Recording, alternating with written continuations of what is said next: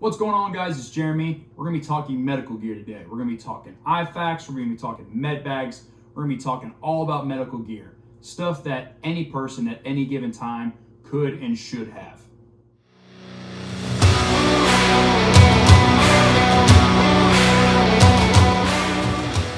So before we dive into what kind of medical gear you should consider having, let's talk about why you need medical gear. Because medical gear and having medical supplies around isn't just for the prepping community or the tactical community. It's for everybody. Being able to help others and step up and do something good helps install good trust and confidence in the community. And having individuals that are prepared to do those types of things at the community level is really what it all comes down to. We have to learn to be kind and help one another whenever we can. And medical gear ranges in a lot of ways, from small household boo-boo kits all the way to large trauma kits and everything in between. And there's two things with medical that I find a lot of people struggle with. Either one, they don't have any medical gear, or two, they have the medical gear and it may not be the right gear, or they don't know how to use the gear that they have.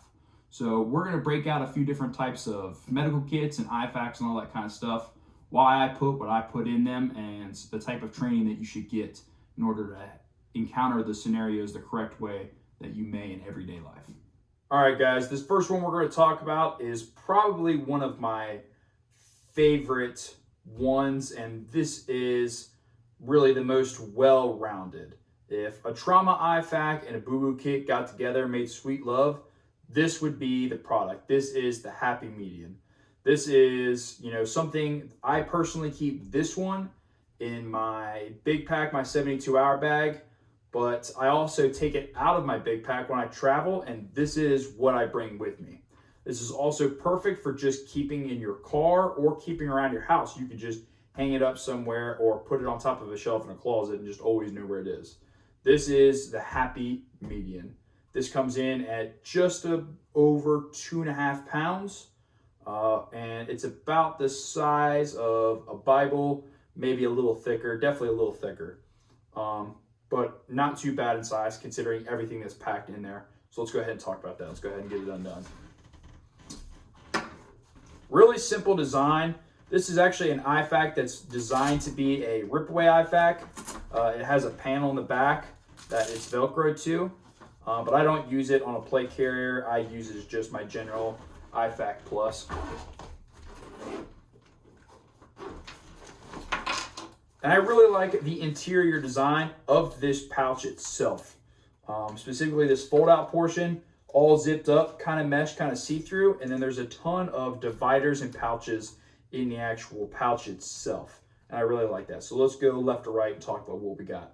So right off the bat, as soon as we open up that first pouch, we have quite a few North American Rescue compact latex gloves.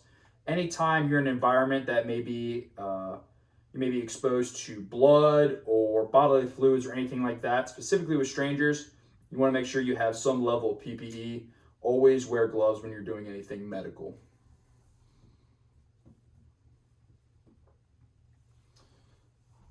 Next off in here, we have a roll of medical tape. I used to have a bigger roll in here, but it started to take up too much space, so I got this smaller roll, and honestly, this is more medical tape than I'll probably ever even use in this pack. Other two small items I have here, Blistex medical chapstick. I always get the medical stuff. If I get any other brand, I feel like it actually just dries out my lips more. So I always like to have this. I specifically have this in here because this is what I put in my backpacking bag. So I definitely like to have chapstick when I'm out in the woods or in the mountains or whatever I'm doing. Another thing I have in here is tweezers. Tweezers specifically are good for, somebody that may have had some sort of significant fall in a wooded area, may have thorns, splinters, anything of that type of nature stuck in them. So tweezers can be really good for picking out those small items. One really small 2-inch gauze, rolled gauze, I should say. Definitely good for dressing really small wounds. And I have a couple different size rolled gauze throughout this, and we're going to get to those. This is just the smallest one I carry, and I only carry one, and it just fit well up here. Now the next three things I have all split up into sandwich baggies, and they're all kind of self-relating when it comes to the continents within the bag. So in this first bag you pull out, you have antiseptic wipes and alcohol prep pads. Definitely good for the sanitation side as far as, cleaning wounds or cleaning an area you might be about to work on or anything like that. So really big on sanitation. I've got, I believe, 5 and 5 of each, 5 alcohol prep pads and 5 antiseptic pads in here. Big thing to have. Next is a bag full of Band-Aids, and I have, I believe, 6 or 7 different sizes of Band-Aids in this bag. I mean, the biggest one is the one you see all the way in the rear here. It's a really big one, and they go all the way down to, one small enough for your fingers. So definitely something good to have, specifically if it's, tailored towards being kind of a boo-boo kit, is a multitude of Band-Aids. I have 5 of each size in this bag. Last thing it looks like we got in here is a little pouch full of small medications. The 2 medications I mainly carry here are ibuprofen in little tablet packets, and then triple antibiotic ointment. I have 15 packs of ibuprofen. These little packs have 2 200 milligram tablets in there. Then I have 10 triple antibiotic ointments packets in here. And some people will say that you may need more than what's here, but really for just a boo-boo kit or just a temporary step, this is really all you need. You don't really need to worry about carrying a ton of different creams and a ton of different medications. Moving into the center, we start to get towards a little bit of trauma stuff. So right here in the very center of the IFAK, I have a pair of mini trauma scissors. The full doesn't really fit well in here, and these mini trauma scissors really get the job done just fine. So I've continued to carry these. I've never had a problem with these.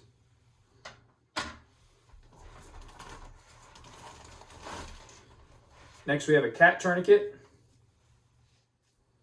And then here in the center, Sharpie for obvious reasons. And then we have a needle D. Not something that a lot of people will carry in their med kits, whether it's an IFAK, boo-boo kit, whatever it may be. This is a pretty high level of care when it comes more on the trauma side. Used for tension pneumothoraxes.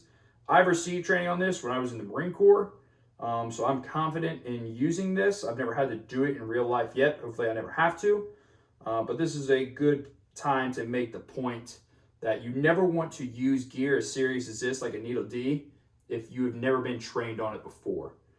So although it's always good to know how to use everything in your kit, sometimes having extra things like this that somebody else might be able to use on you if they ever come along could be beneficial. But again, don't use medical gear you haven't been trained on how to use. Here in this center portion, I have a thermometer. Being able to measure temperature for vitals and whatnot, if you're in a more of a field environment, can be extremely beneficial. Obviously, if this is like in your car and you're trying to help somebody that was in a car wreck, you wouldn't need a thermometer. But again, this is a very general use, wide range pack design.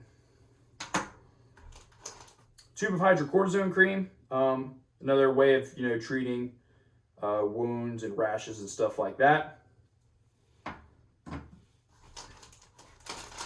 Glow sticks, obviously provides a little bit of light. You could use a couple of these to mark off a scene if this was used at a car accident. I specifically have this in here for a field environment to use to mark LZs in nighttime.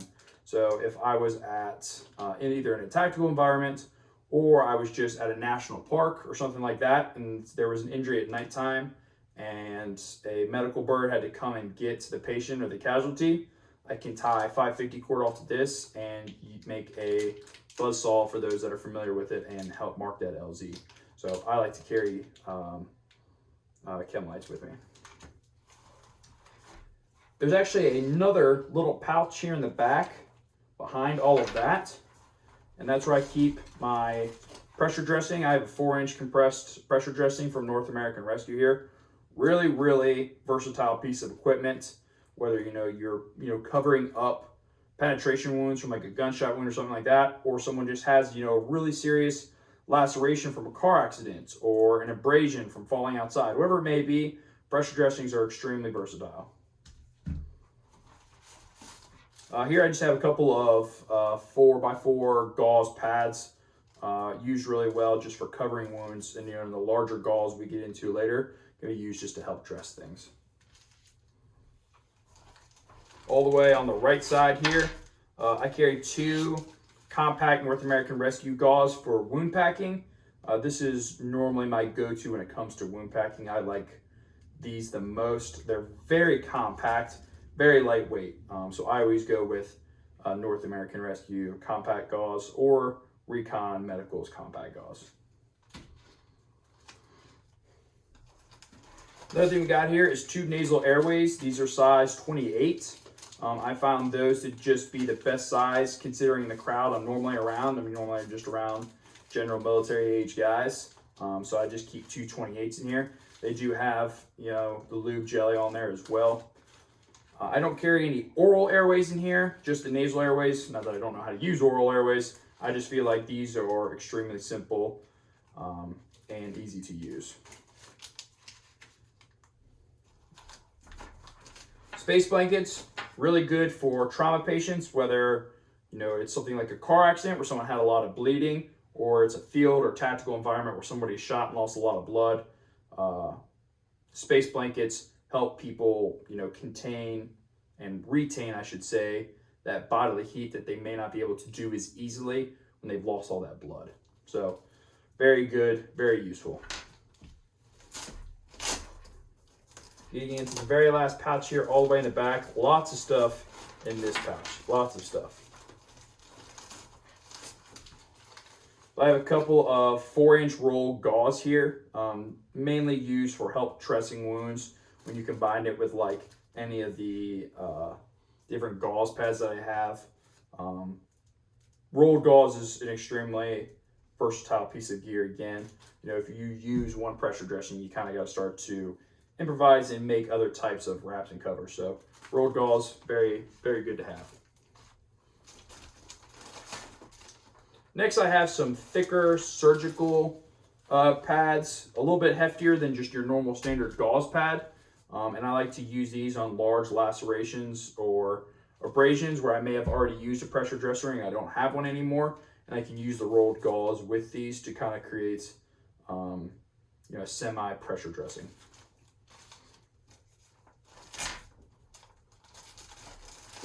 Moleskin, extremely useful, especially for hikers or those in a tactical environment. I prefer the patches versus the strips, mainly because I can cut this to whatever size and shape that I need. And I don't have to worry about using a ton of different strips and trying to play Legos and build things. You get blisters on the bottom of your feet, back of your heels from your boots and stuff like that. Maybe points on your shoulders or your hips where your pack might have been rubbing you, and I've seen that happen to people. Very, very useful. And this is a 3-pack of about a 4.5-inch by 4-inch sheet, and this was like $1.20. So very, very good to have. Next, I have a couple of ZMIS cards. If you don't know what ZMIS cards are, the short summary of them is that they're basically cards to help write down and retain patient information. And as higher care eventually comes and somebody else takes over that patient, you can basically give this to that higher care, that person you're going to give the casualty to, and they kind of have a little track record of what's going on, where they're injured, vitals maybe, stuff like that, how they got hurt. So I like to keep some ZMIS cards in there. Definitely not just for military. I teach even all the civilian guys that I run with and all of that about ZMIS cards. ZMIS cards are rather universal when it comes to healthcare. Z-Pack dressing. I like Z-Pack dressing because it kind of acts like large gauze pads, or it can also be used to pack wounds because it's literally packed in there like a Z, and it's a giant sheet of gauze. So very versatile as well.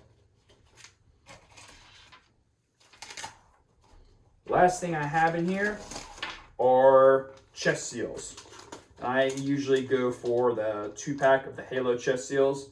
There are some chest seals that come in 1-packs. I always tell people to have 2-packs or 2 of chest seals. Some people have the 1-pack chest seals and they're like, oh, I'll use the package and some tape to make another chest seal. Like, yeah, you can do that, but why do that if you can just buy 2 to begin with? So chest seals, definitely a must when it comes to at least an IFAK on the trauma side. Anytime the box is penetrated, chest seals are the way to go. And that's really it, guys, right there. None of this is extremely difficult to use, besides maybe the needle deep and the airway. Those require some extensive training on that. But, you know, things like wrapping a wound with a pressure dressing or some rolled gauze or putting a tourniquet on somebody or anything like that, anybody should know how to do that kind of stuff. And honestly, you could YouTube about 95% of everything I have on this table, and you can go buy cheap knockoffs of this stuff or buy exact replicants and, you know, get together with your friends or other people, family members, and practice this kind of stuff. You can also go visit your local fire department, anything like that. Sometimes they put on classes for the public. So definitely get training on this kind of stuff, practice using this kind of stuff. But this is the happy medium that I think anybody can use, whether you're a hardcore backpacker, you know, you're just a concerned parent at home, or you're somebody that wants to be prepared to help in the case of an emergency, whether it's a car accident, active shooter, anything like that. So definitely very affordable. None of this is super expensive, and definitely very easy to put together. So next, let's talk IFAKs in more of a tactical sense, both plate carrier and belt mounted. All right, guys, the next piece that we're going to talk about is IFAKs on our gear. So I have my LBX plate carrier here, and there are a couple different ways you can wear IFAKs when it comes to your plate carrier. The most popular right now is, I would say, the abdominal option. The abdominal option is really simple. I'll show you how that works in a second. You have your cummerbund option. Usually people wear it to their left or right side towards their back. And another version that people have kind of started to use, but it's not gained a lot of popularity, is kind of the vacuum sealed IFAK packages, and they wear them behind their plates on the front of their plate carrier. So for this abdominal IFAK, it's nothing special. This is just a general Krydex utility pouch, and I actually just made it an IFAK pouch. And it works really well. It's very big. It has small dividers in there, so I like the way that it works. So the way this abdominal IFAK works is it has a Velcro panel right here that sits underneath my cummerbund, and this Velcro will just sit over top of that like normal. And I've never had a problem with like pulling this off and this coming with it. This has stayed really solid. So I really like this method, probably the most. I like rocking the abdominal IFAK because I like having my IFAK in front of me and me being able to get in and out of it whenever I need to. So let's take a look at the stuff I got inside. I always like to mark my IFAK with my blood type on the outside, just for writing down on ZMIS cards if something were to happen to me. So right off the bat, we have a CAT tourniquet. This CAT tourniquet is from Recon Medical. This is the only other style of CAT tourniquet that I would suggest outside North American Rescue. There's a lot of, you know, off-brand generic CAT tourniquets that are made. Don't trust those. I really trust Recon Medical, and there's some other Recon Medical gear stuff that I use, so definitely give them a look. But Recon Medical tourniquets are extremely solid. I would almost argue that these are better than North American Rescue tourniquets. But so right off the bat, I have a CAT tourniquet, and I have one more CAT tourniquet that is on my belt. I just don't have it here with me. So anytime I wear this plate carrier, I wear my OD Green battle belt too. And there's a second tourniquet there as well. And then we have a few loose items right off the bat. I have my trauma shears, and I have a small roll of medical tape. Another 4-inch compact North American Rescue pressure bandage.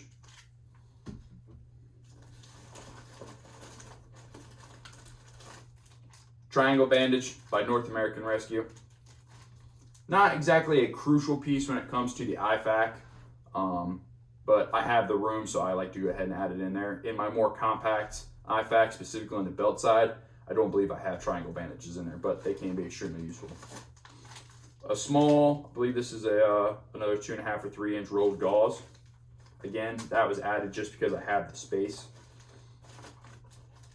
A couple of abdominal gauze pads. These are the 4x4s. ZMIS card, casualty card. We already talked about that when we talked about the last one, the IFAK Plus. Halo chest seals. A double pack again, always 2 chest seals, don't be lazy. Nasal airway with the lube jelly. Space blanket. And then I have a smaller version of everything we looked at in the pouch prior. I have some alcohol prep pads, some antiseptic wipes, a few things of ibuprofen, triple antibiotic with me again. Not nearly as close in the numbers. Oh, and some bandages of a few different sizes.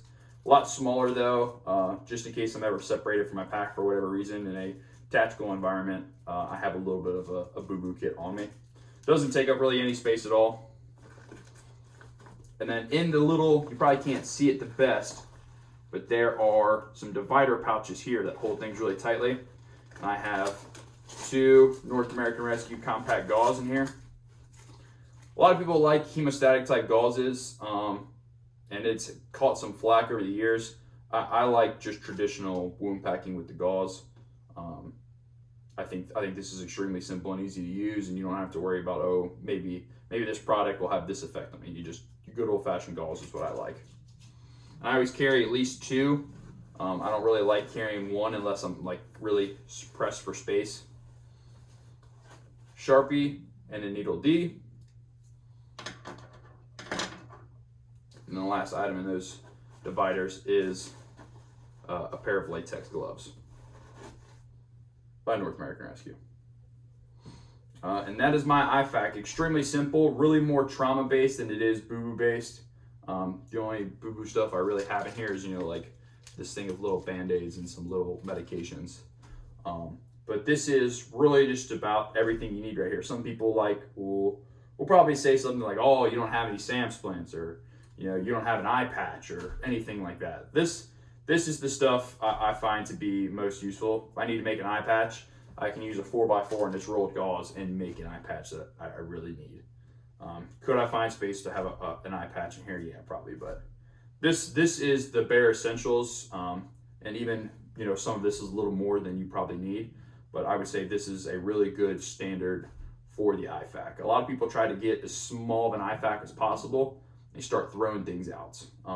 You want to be careful with running micro IFAKs depending on what the purpose or environment you're going to be operating in when you think of using this IFAK, because you may not have additional medical gear to access. So consider what you need, the environment that you're going to be in, and then plan for that. Let's go ahead and I'll get this cleaned up, and I'll bring out a belt IFAK, and we'll talk about IFAKs mounted on the belt. All right, guys, we're going to talk belt-mounted IFAKs now, and belt-mounted IFAKs have come a really long way in comparison to what they were over 5 years ago. A lot of them have rip-away or basket-style methods of holding the actual gear, so that way if it's behind you or something, you're able to pull that in front of you without having to take your whole belt off. And this one we have here in front of us is a T-Rex Arms IFAK, and this one is probably my favorite when it comes to belt-mounted IFAKs. I've used the Blue Force Gear Micro Ripaway IFAKs, and those are nice too, but I just feel like T-Rex Arms probably just hit the nail right on the head with this. So right off the bat, as you can see here, you have a cat tourniquet that is underneath of your IFAK. I really like that feature. A little bit of a downside, this is exposed to the elements unless you keep it in the plastic, but then if you keep it in the plastic, your tourniquet isn't necessarily always ready to be used. So a little bit of give and take there with that, but I haven't had too much of an issue with this, maybe just a little wear on the time tab on the tourniquet, but the tourniquet itself is still in really good condition. So with this T-Rex Arms IFAK, when you unzip one side of this, and I'm just gonna unzip both sides, it basically has like a basket that holds all of your items together. And it has this black tab here. And when you pull on that tab, your entire IFAK comes out in front of you. And we're gonna go ahead and unpack all this and talk about what all we have in here. So it has a little bit of a divider method to it. Here in the front, 2 tabs. You have 2 compact gauze, North American Rescue.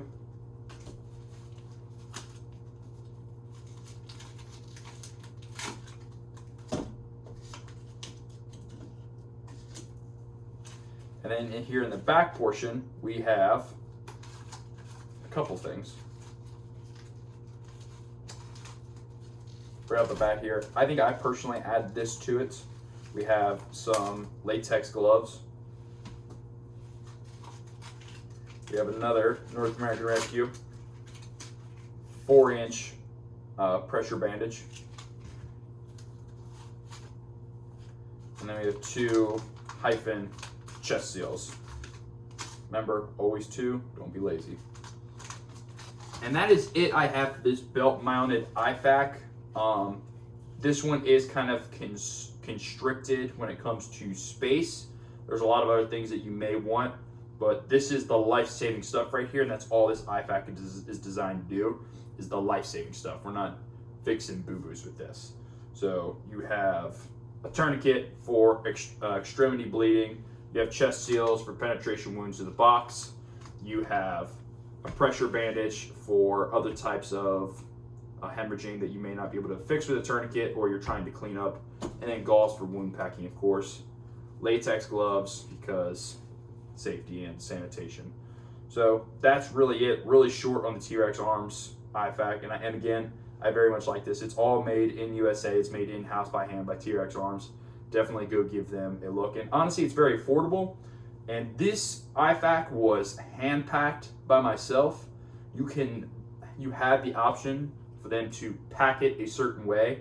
And I think there's a few more items that you get out of it if you let them pack it. But I hand-packed this one myself because I had all of the gear laying around. So I was like, okay, I'll just pack it myself. But really affordable.